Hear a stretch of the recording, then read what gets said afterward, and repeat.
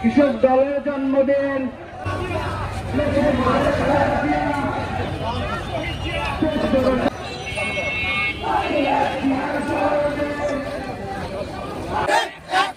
শ্রমিক লীগের বিরুদ্ধে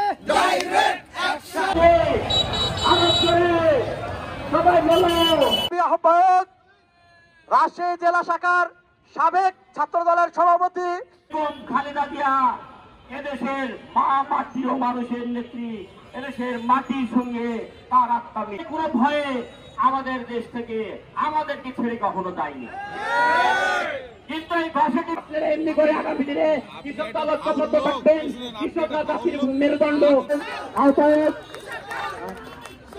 আব্দুল জলিল কাবা উপজেলা কৃষক দলের আহ্বায়ক শরীফুল ইসলাম, শরীফের জাতীয়তাবাদী কৃষক দল রাজশাহী জেলা শাখার যুগ্ম আহ্বায়ক সেলিম আলী পাই।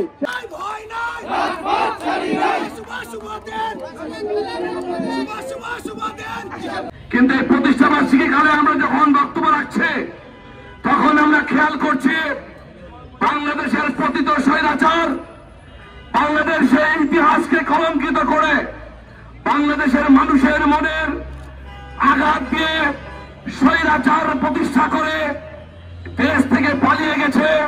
কিন্তু পালিয়ে গেছে কোথায়?